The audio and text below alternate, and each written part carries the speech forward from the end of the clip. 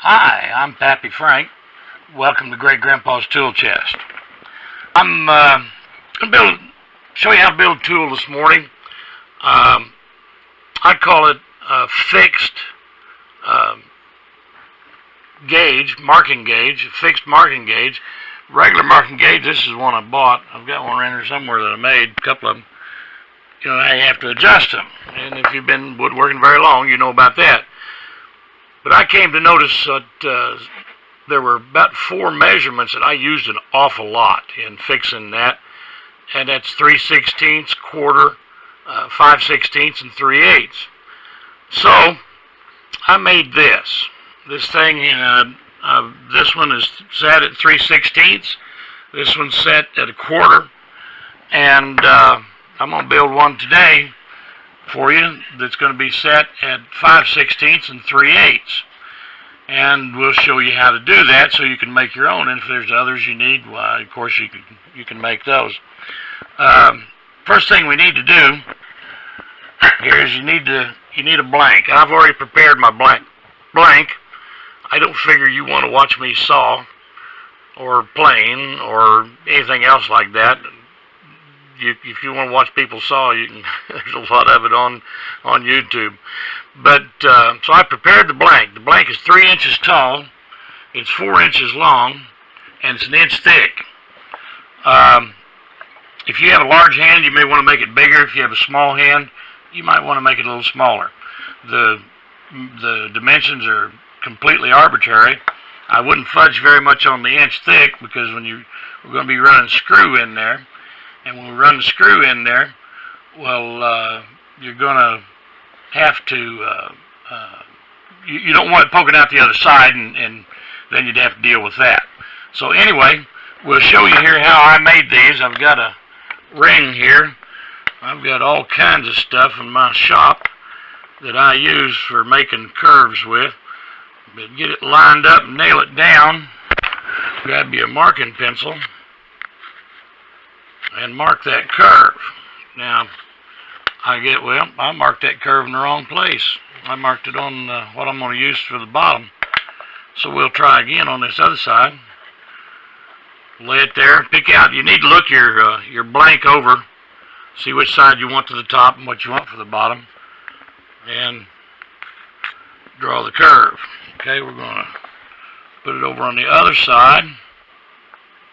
Here, and we'll nail that down right there. Whoop, not quite right. There we go, we got it nailed in place real good. And we'll draw an arc over here.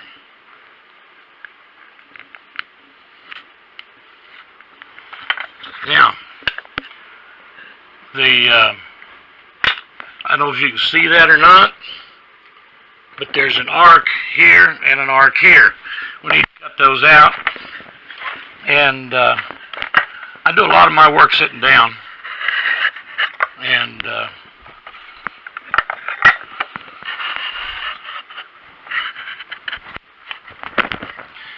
now, get my turning saw. I'm using what I call a turning saw. In fact, I made the turning saw. But you could use a coping saw just as well.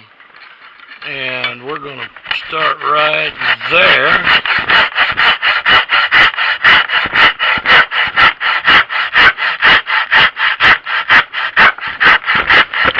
A little off the line.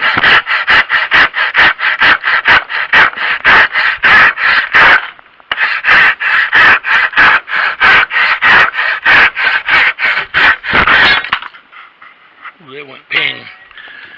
Alright.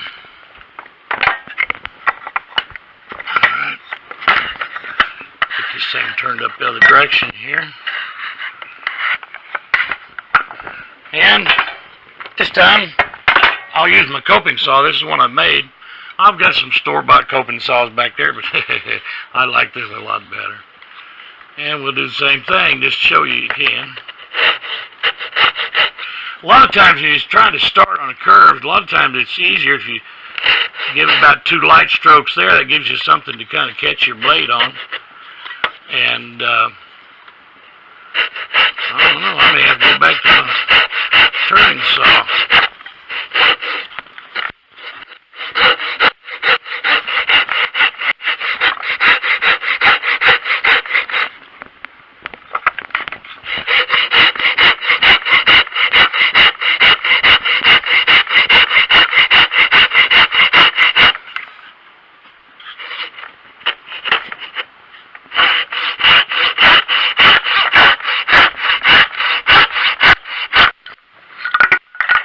guess I will go back to my turning saw. Well, life happens when you're going along.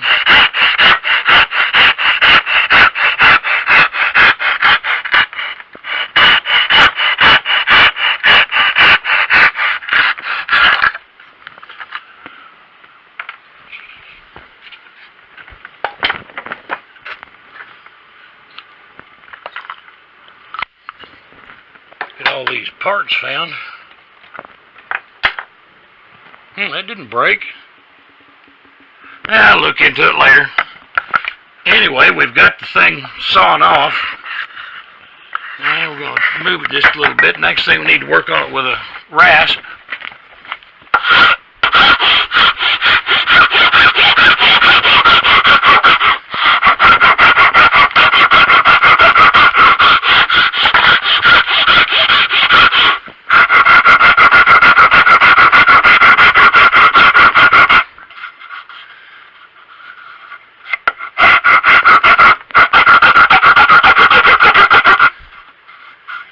Okay, and we're going to use a file right behind that. Get rid of some of those rasp marks. That's not bad. Now we'll turn it around this way.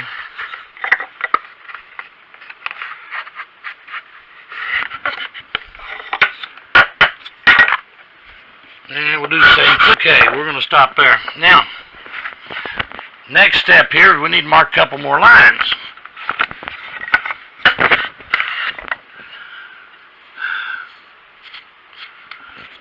Pencil. Now when you come up here, about 3/4 inch, and strike a line on both sides. Now I don't know if you can see that or not. Get a straight line across here, about 3/4 inch up. We're going to come in about 1 inch and put a cross mark on it. I'll tell you about that in a minute. Now, when you're looking at this from the side you're fixing to scribe, you want to make that cross mark on your left. Okay, if you're left-handed, you want to go to the right, but most people are right-handed, make it on the right. So I have a line across here, and I have a strike mark here. I don't know if you can see that. We'll find out when I edit the video. And then we need a punch mark right in the middle of that. Beautiful. And you know what? Be honest about it. I've drawn those lines on there. You wouldn't have to. Just eyeball it and stick it in there. The location of this is not going to be that critical. Now, I put screws in here, and I left my screws in the back part of the shop, and so I'm going to have to come back in a minute with the screws, but I wanted to tell you that these screws are sheetrock screws, and I specifically use sheetrock screws for making these because they're a little bit harder than a regular flathead screw. You go down to the getting place and get a box full of flathead, whatever size, and they'll be soft ordinarily, but sheetrock screws are hard, or they're harder, I should say. They're not hard. You can still file them with a file, but I use them, and when I get those and get back here on the video in a moment, I'll talk to you a little bit more about them. Well, I got back with screws. I'll tell you a little more about them now. These screws are sheetrock screws. I already mentioned they're a little harder than a regular flathead screw. And so what I do, I mount them in my drill press and take a file when I turn the drill press on, and I use fairly slow speed, and I file that thing until it makes a pretty sharp edge. Now after you've sharpened the bevel, you go underneath one time, and one time only, just to knock the knock any burr off there that may be there. And like I said, I have two of them. I use 1 inch. If you're going to make one of these that's got a very much longer marking ability, you're going to want to use a longer screw. But they make these things, I don't know how long. I've seen them pretty long. So anyway, you get that thing done. Get them done. The little holes that we put in there, well, there's a screw right there. The little holes you put in there, you put the screw in. Now, one thing for sure here is you need to watch these screws and make sure they go in square. I've got a pretty good eye for that kind of thing, and that's what I'm doing here. Is just kind of eyeballing. If you don't, the screw head will be in there at an angle, and you can mark with this thing from any place on this plate. This way. You could turn it up here, or even over this way. But if your screw head's angled, you're going to get a bad reading. The sides won't agree. So you need to make sure that puppy is nice and square. Now this side's going to be 3/8. We'll mark here.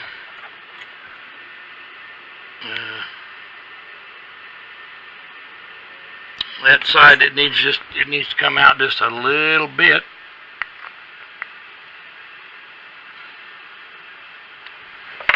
About that much.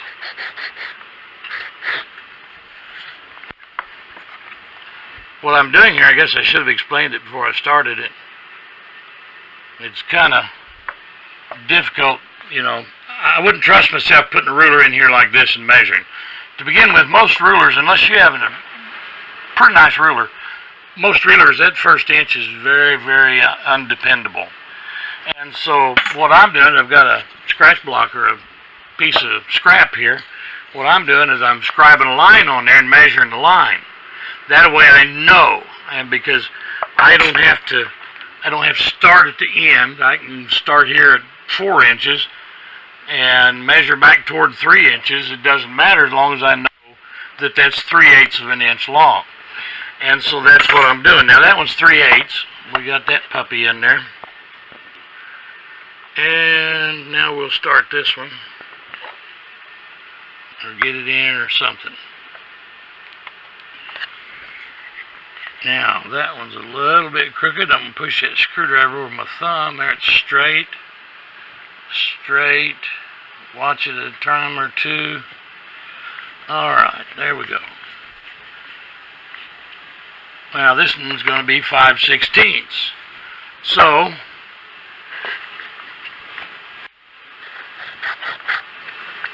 let me measure that.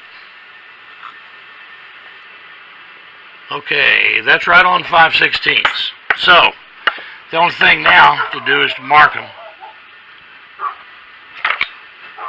I went ahead and sanded this and finished it a little when I was back there preparing the screws, but we need to mark it. And what I do, now if you're a good carver, what I'd do if I was you is I'd put this is 5/16. I'd put a 5/16 on there and carve it in. I'm not a carver. I don't even like to carve. And so what I do is like this, and I don't know if you can see that or not. It's not the handiest in the world. But the old auger bits that they used and used to make go in a, that's going the wrong direction. That go in a brace. They use a numbering system on them, like 3, 4, 5, 6, 7, on up to 16.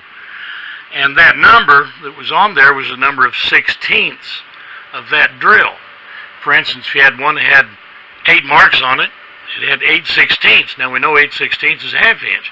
So if you need a ½ inch auger bit, you find a number 8.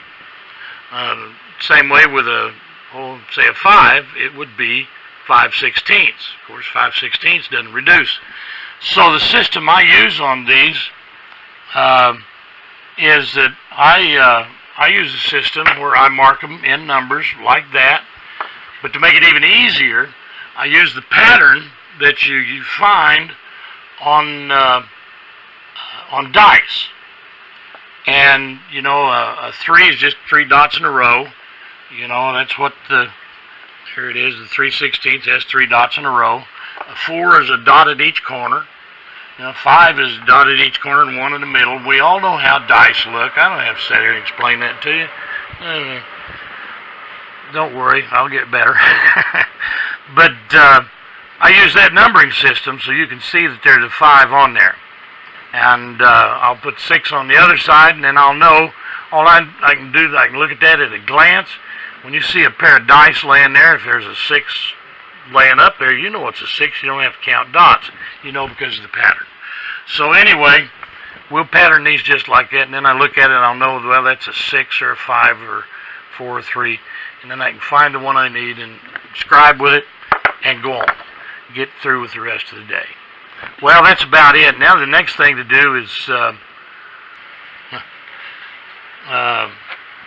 put a finish on it. I'm going to submit these to Wood by Wright, James Wright at Wood by Wright, on his tool build-off. And you know, the thing is, he likes linseed oil and paste wax. He's not the only one. I love the feel of wood. When I'm using a tool made of wood, I like to feel the wood. And I've used linseed oil and paste wax for years. I've got to tell you a story. When I first became aware of Wood by Wright, it wasn't the first video of his I watched. I think it was the second or third one. He was telling how he felt about linseed oil and paste wax. I'm sitting there listening to that. Wait a minute, that's me talking. Anyway, I feel very much the same way that James Wright does about that. It puts a good finish on it. It's not the best protective finish, but it's a finish that will allow the wood to breathe and allow the wood to act and react like it should. And at the same time, you can feel the wood. It just feels good. I love it. That's about it for this time. Anyway, I'll be back with another one shortly. I hope you've enjoyed this. I hope your day gets better from here. God bless.